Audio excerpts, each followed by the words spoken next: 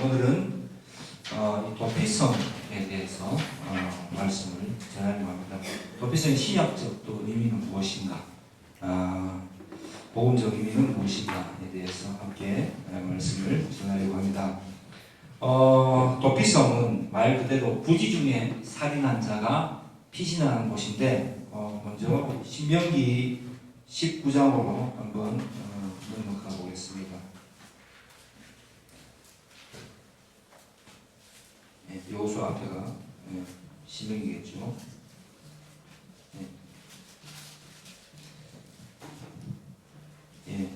신명기 19장에 가면 1절부터 보면 내 하나님 여호와께서 이 여러 민족을 멸절하시고 내 하나님 여호와께서 그 땅을 내게 주심으로 네가 그것을 받고 그들의 성읍과 가옥에 거주할 때에 네 하나님 여호와께서 내게 기업으로 주신 땅 가운데에서 새 성읍을 너를 위하여 구별하고 내 하나님 여호와께서 내게 기업으로 주시는 땅 전체를 새 구역으로 나누어 길을 닦고 모든 살인자를 그 성읍으로 도피하게 하라.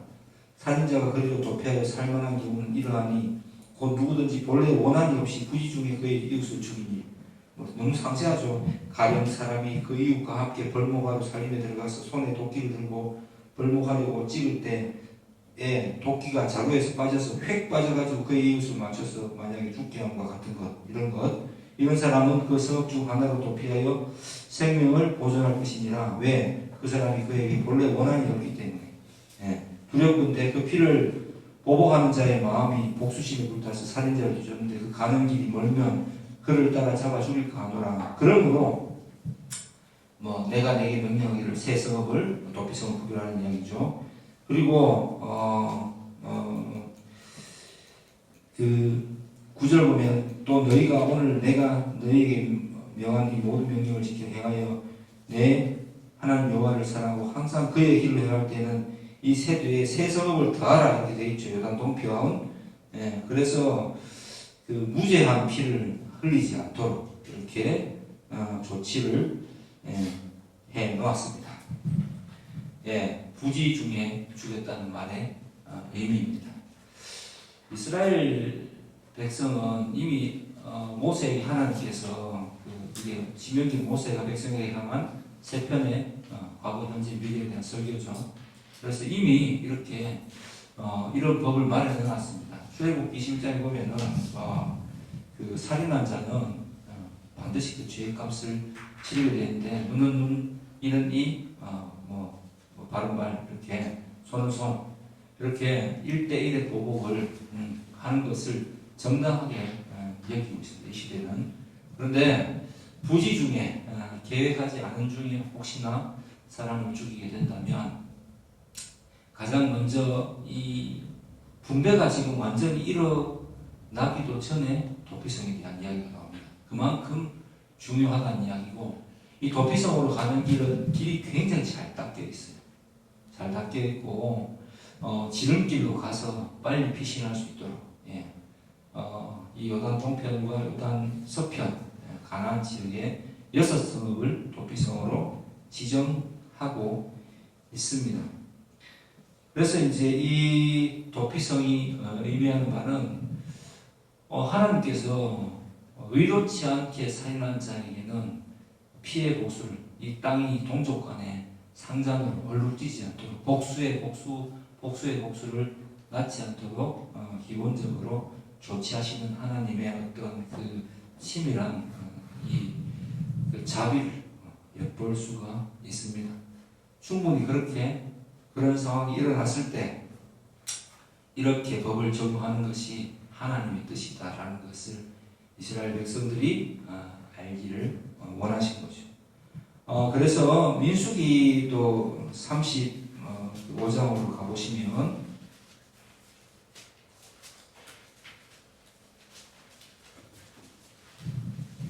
9절부터 보면은 이 도피성에 있다고 해서 무조건 다 그냥 도피성으로 피하면 되는 게 아니라 오늘 본문에 나왔듯이 16절부터 보면 만일 철연장으로 사람을 쳐 죽이면 그런 살인자는 그 살인자를 어떻게 하라고요? 반드시 죽일 것이요. 만일 사람이 죽일 만한 돌을 그러니까 그 고의가 있다라고 보이면은 이 사람은 무조건 사형에 처하는 이야기입니다. 그러니까 부지 죽음만 해결되는 거예요. 살인의 의도가 없다라고 판단될 때만 도피성에서 재판을 받기 전까지 누구든지 있을 수 있는데 재판을 받고 다시 도피성으로 돌아갈 수 있다는 이야기입니다. 그렇지 않고 고의성을 담았으면 아까 뭐라고 했어요? 재판 그 도피성에 들어갈 때 장로들에게 자기가 행한 죄를 고백하게 해라 주죠. 그걸 들어보고 또 증인이 한 사람이면 안 되고요. 사형을 처할 때에 두세 사람, 2명 이상으로 증인이 섰을 때에 그 죄질을 따져보아서 고의성이 있다고 판단되면은 반드시 죽일 것이다. 그리고 고의성이 없다 하더라도 그 도피성에서 나와서 그 재판을 받고 끝났다 하더라도 무죄로 판정, 그죠? 고의성은 없다라고 판정돼서 도피성이 거주할 때라도 혹시나라도 도피성 바깥으로 나오게 되면은 그를 향해서 어떻게 하라고요? 그 피해 보복자가 친척들이나 형제들이겠죠. 죽여도 상관이 없다라고 정당하다라고 인정된다는 것입니다. 그래서 이 도피성의 기능을 여실히 증명하고 있습니다. 복수를 빠르게 하지 않고 또 어떤 그 의도치 않았던 살인에 대해서 이 저지른 자도 뉘우치고 있는데 거기 안타깝게 여기고 있는데 그거에 대해서 서로 복수하다가 이 사회가 파탄나는 일이 없게 하라는 하나님의 그죠? 동족 상전의 비극을 막는 어떤 그 중요한 그 법을 보여주고 있습니다. 이 법은 어떻게 정해져요? 지금 다음 장 21장에 보면은 본문 여호수아 21장에 가보면은 네 사람들에게 성읍을 주는데 이것은 이미 도피성을 제외하고 42성읍을 더 주게 되어 있어요. 예. 근데 놀라운 게 이 그 정복이 아직도 완전히 완료가 되기도 전에 레위들의 성읍을 주라라고 이야기를 하고 있다는 것입니다. 근데 그 중에서도 제일 빠르게 세정하는 것이 도피성이죠. 예. 그래서 법적으로 이미 하나님께서 이 동족들 간에 일어날 수 있는 좋지 않은 복수극에 대해서 방지를 하고 계시는 것을 우리가 쉽게 알 수가 있습니다. 그리고 오늘 이제 핵심은 이거예요. 오늘 본문을 다시 보시면은 도피성에서 재판을 받았습니다. 그리고 나서 언제 나올 수 있어요? 죄가 없다라고 부지불식간에 살인이 일어났다라고 판정이 난다 하더라도 자기 집으로 돌아갈 수가 없습니다. 언제 돌아갈 수 있습니까?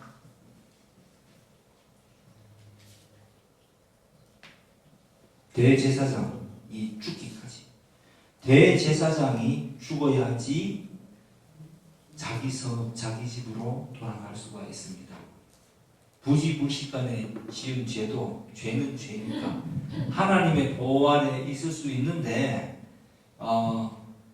그런데 하나님의 그 보호 아래 있는 도피성을 벗어나면은 죽어도 말 못하는 거예요. 근데 언제 그러면 완전 죄에서 자유하게 되느냐? 대제사장, 그 당시 대제사장이 죽으면 완전한 자유를 누릴 수가 있습니다. 어떤 사람은 뭐 20, 30년 있을 수도 있고 죽기까지 살인을 저지르고 대제사장이 오래 살아서 갓 임명돼서 그죠? 그래서 오래 살아서 그렇게 있을 수도 있고 대제사장이 뭐 곧 뭐 한 일주일 안에 죽으면 일주일만 있다가 갈 수 있는 거고 즉 이 부지불식간에 살인한 이 사람 재판을 받은 자의 그죠? 이 사람의 이 생사 집으로의 귀환 여부는 오직 자기의 의지에 달려있지 않고 대제사장의 죽음과 연관이 있는 것입니다. 그러니까 자기 스스로 이 성을 나갈 수 있는 방법은 없는 거예요. 나가면 되죠. 나가면 죽으면 되니까. 나가면 계속해서 복수자가 따라다니겠죠. 그죠? 예, 나오기만 기다리지 않겠습니까? 왜? 뭐 형제가 부지불식간에 죽었다 하더라도 그 분노함을 참을 수 없어서 죽여도 죄가 안 된다고 그랬습니까? 죽이라고 안 기다리겠습니까? 그런데 테이크라고 비슷하겠죠, 그죠? 예. 어쨌든 그런데 대제사장이 죽고 나면은 완전한 자유를 누리고 살던 집으로 되돌아갈 수가 있다. 이게 바로 오늘 본문의 핵심입니다. 진정한 자유는 언제 주어지는가? 대제사장이 죽음으로 주어집니다. 자, 신약으로 옮겨보면 우리에게 대제사장이 계십니다. 누구시죠? 예수 그리스도. 예. 히브리서 4장으로 한번 넘어가 보겠습니다.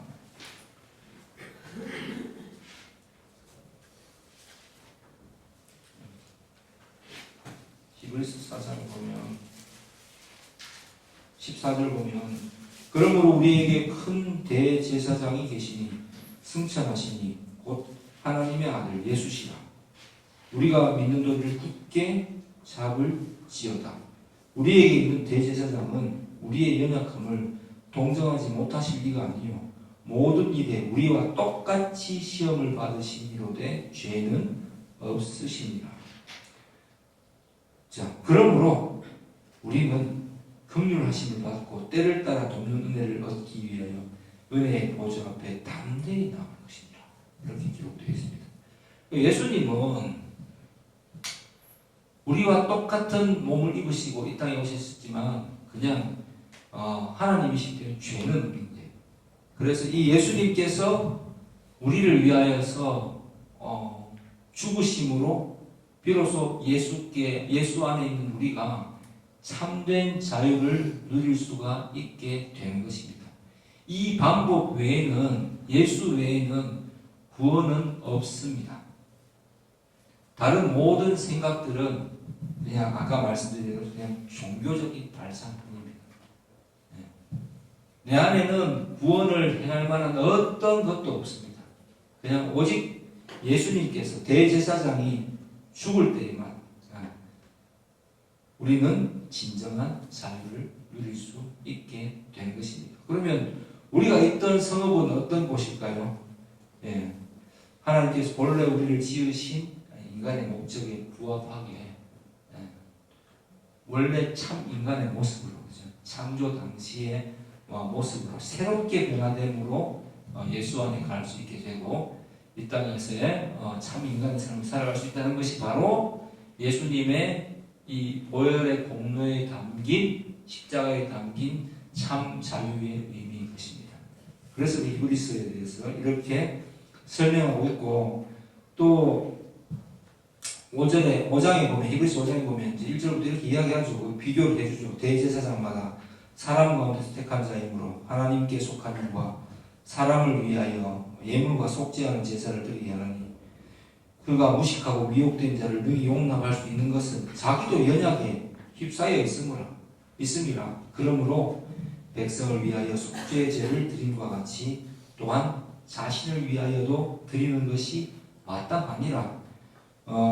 그런데 하나님께서는, 예수님께서는 그냥 자기의 연약함을 가지고 있지만 죄는 없으신 하나님 본체이시기 때문에 멜기세덱의 반차를 따르는 제사장이다라고 6절에, 히브리서 5장 6절에 언급하고 있고, 또 10절에 다시 한번 하나님께 멜기세덱의 반차를 따르는 대제사장이라 칭하심을 받으셨다, 이렇게 말씀하고 있습니다.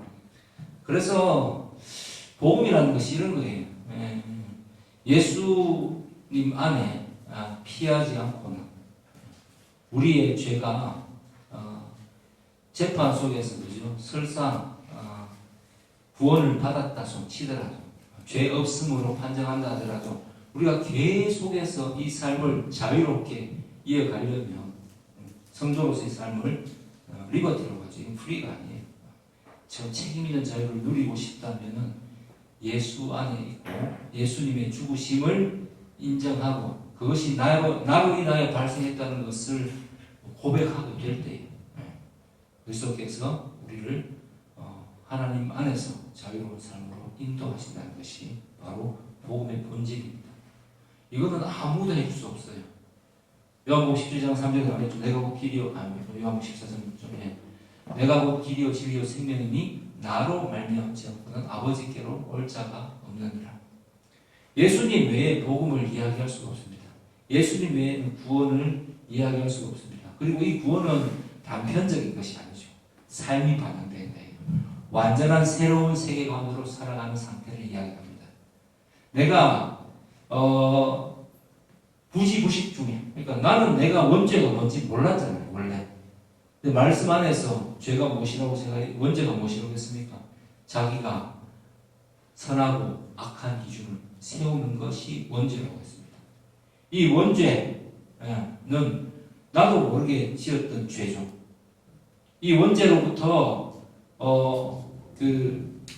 재판을 받아서 일단은 죄는 맞는데 일단은 피신해 있는 상태,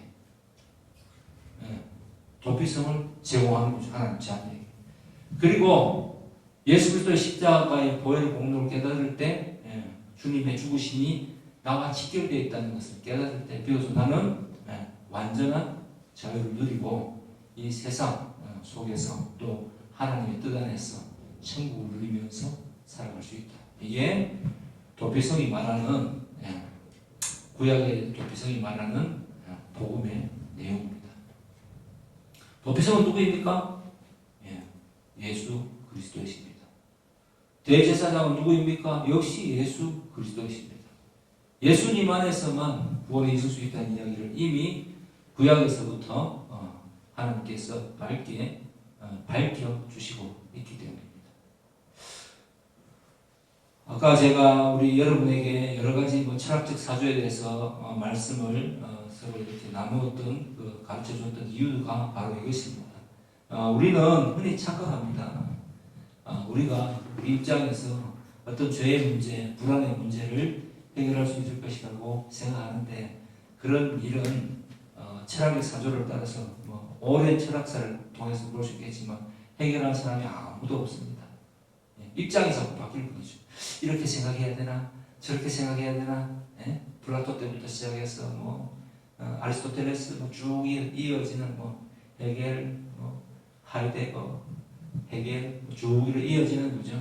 기억하고 이어지는 속에서 사람의 생각이 결국은 철학의 본질이 무엇입니까? 사람이 어떤 존재냐를 파헤치는 겁니까?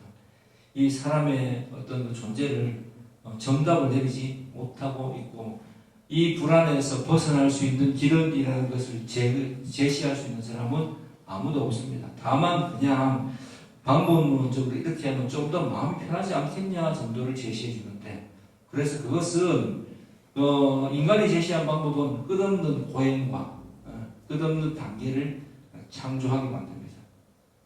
그래서 종교 상품은 생각보다 굉장히 달콤해 보입니다. 그럴듯하게 보입니다.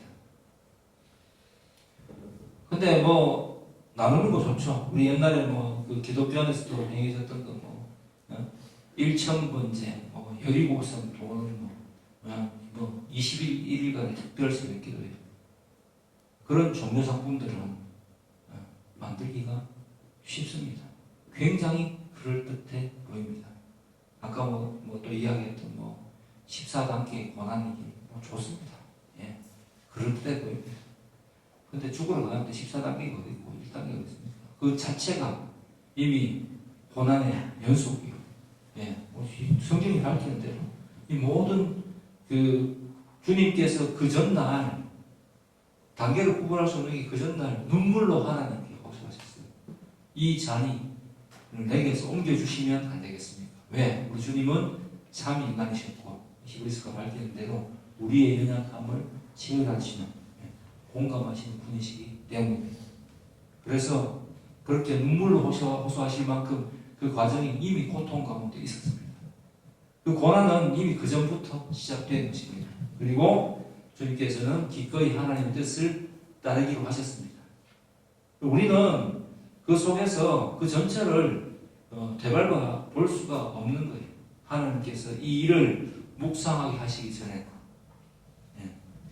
성령께서 이 십자가의 의미를 완전히 밝혀주시기 전에 그리고 말씀 안에서 예수님의 왕되심 또 선지자 되심 또 대제사장 되심을 그리스도의 직분을 감당하신 분이라고 했던 것을 성령의 충만함으로 깨닫기 전에는 우리는 이 말씀 안에서 외에는 예수 그리스도의 고난을 감히 상상조차 할 수가 없는 것이기 때문입니다.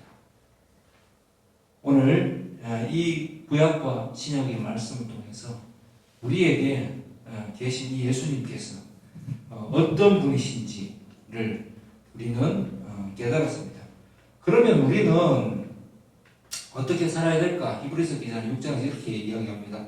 그러므로 우리가 그리스도의 도의 초보를 버리고 죽은 행실을 회개함과 하나님께 대한 신앙과 세례들과 안수와 죽은 자의 부활과 영원한 심판에 대한 교훈의 틀을 어떻게 하라고요?